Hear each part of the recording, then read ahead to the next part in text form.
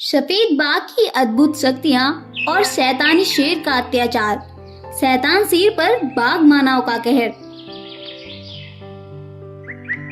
जंगल का राजा शेर बड़ा ही जालिम और अत्याचारी था।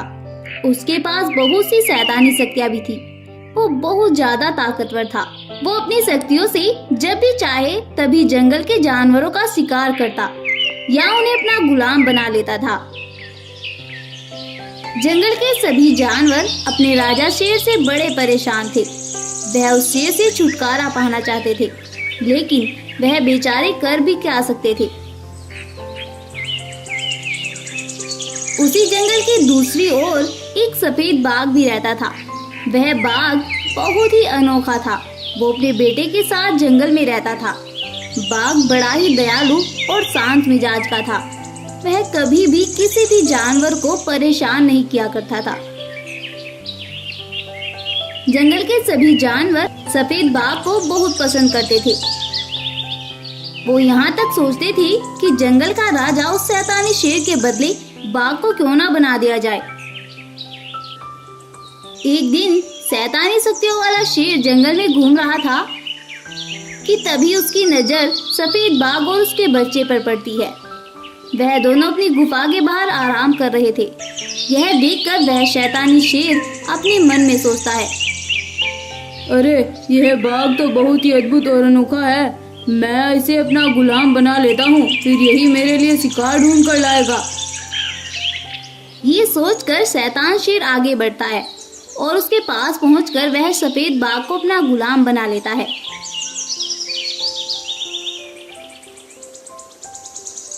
देखो सफेद बाघ, आज से तुम मेरे गुलाम हो। जैसा मैं कहूँगा तुम्हें वैसा ही करना है। अगर तुमने कोई भी गलती की तो मैं तुम्हारे बेटे की जान ले लूंगा।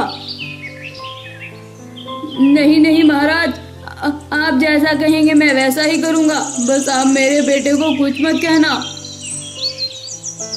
सफेद बाघ पूरी तरह से शैतान के कब्जे में था। ठीक है, तुम जंगल में जाकर मेरे लिए भोजन ढूंढ कर लेकर आओ। मुझे बहुत भूख लगी है। फिर सफेद बाघ शैतानी शेर के लिए भोजन लेने के लिए जंगल में निकलता है और कुछ ही देर में वह शैतान शेर के लिए भोजन लेकर आता है। इसी तरह सफेद बाघ शैतानी शेर के लिए भोजन लेकर आता था और शैतान शेर मजे से उस भोजन को खाया करता था। ऐसे ही दिन गुजर रहे थे। एक दिन सफेद बाघ का बच्चा बीमार पड़ जाता है। सफेद बाघ शिकार नहीं कर पाता तो वो शैतानी शेर आकर बाघ से कहता है, तुम अभी तक मेरा भोजन क्यों नहीं लेकर आए? भूख के मारे मेरी जान निकली जा रही है। वो महाराज, आज मुझे क्षमा कर दीजिए। आज मेरे बच्चे की तबीयत सही नहीं है। उसकी देखभाल करने वाला कोई भी नहीं है मेरे अलावा। मुझे इन बातों से कोई मतलब नहीं है। मुझे भूख लग रही है। मैं एक काम करता हूँ, मैं तुम्हारे बेटे को ही खा लेता हूँ। नहीं नहीं महाराज, अभी आपके लिए भोजन लेकर आता हूँ। यूं वो मजबूर होकर शिकार ढूंढने जंगल में जाता है। बहुत ढूंढने के बाद भी सफेद बाघ को कोई शिकार नहीं मिलता। फिर वह एक जगह जंगल में रुक जाता है और सोचने लगता है, हे भगवान, अब क्या करूं? मुझे तो कोई शिकार भी नहीं मिला है। अगर मैं शिकार नहीं लेकर गया तो वह शैतान से मेरे बच्चे को खा जाएगा।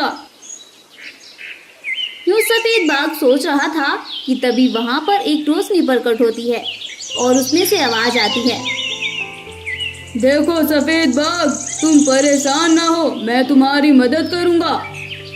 सफेद बाघ ये सुनकर चौंक जाता है और कहता है, कौन हो तुम? तुम मुझे दिखाई क्यों नहीं देते? क्या तुम मुझे जानते हो? देखो सफेद बाघ भाई, मैं एक जादुई शक्ति हूँ। मैं तुम्हारे बारे में सब कुछ जानता हूँ। तुम्हारे बच्चे को उस खूनी शेर ने अपने कब्जे में कर रखा है और तुम्हें अपना सेवक बना रखा है। हाँ हाँ, सही कहा तुमने। मैं शिकार नहीं करना चाहता, पर मैं अपने बच्चे की वजह से मजबूर हूँ। मैं क्या करूं? ये सुनकर जादुई रोशनी में से एक आवाज आती है, सुनो सफेद बाघ, आज के बाद वह खूनी शेर तुम्हें तंग नहीं करेगा। मैं तुम्हें कुछ अद्भुत शक्तियाँ दे रहा हूँ। इन शक्तियों से तुम एक बाघ मानव में बदल जाओगे और उस जालिम शेर को खत्म कर पाओगे। पर हाँ, उस शैतानी शेर को मारने के बाद तुम्हें ये शक्तियाँ मुझे इसी जगह पर आकर वापस करनी होगी। मैं वादा करता हूँ, उस जालिम शेर को मारने के बाद मैं तुम्हारी शक्तियाँ तुम्हें वापस कर दूंगा। फिर वह जादुई शक्ति उस सफेद बाघ को एक बाघ मानव में बदल देती है और फिर वह बाघ मानव दौड़ता हुआ अपनी गुफा की ओर जाता है। कुछ ही देर में वह बाघ मानव अपने बेटे के पास आता है और शैतान शेर बाघ मानव को देखकर गुस्से से आग बबूला हो जाता है और कहता है, उस सफेद बाघ की ये मजाल कि वो यहाँ ना आकर तुम्हें यहाँ भेज रहा है, वो भी खाली हाथ।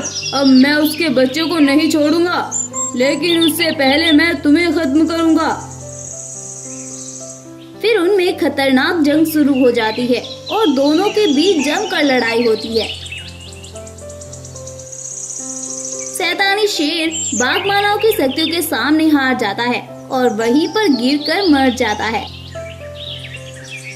बाघ मानव फिर से सफेद बाघ में बदल जाता है और सफेद बाघ अपने वादे का कायम रहा और उसी जगह जाकर वह उन शक्तियों को वापस करने लगा।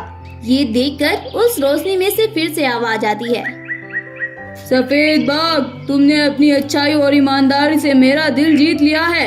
आज से ये जादुई शक्तियाँ तुम्हारे पास ही रहेगी। तुम इन शक्तियों से जंगल और जंगल के जानवरों की रक्षा करना। आज से तुम इस जंगल के राजा हो। सफेद बाघ उस रोशनी का धन्यवाद करता है। इस तरह बाघ जंगल का राजा बनकर जंगल और जंगल के जानवरों की रक्षा करता है और अपने बेटे के साथ खुशी खुशी फिर से जंगल में रहने लगता है। स्टोरी पसंद आई हो तो इस वीडियो को लाइक करें, अपने दोस्तों के साथ शेयर करें और ऐसी ही और अमेजिंग और इंटरेस्टिंग वीडियोस के लिए हमारे चैनल को अभी सब्सक्राइब करें। Thank you.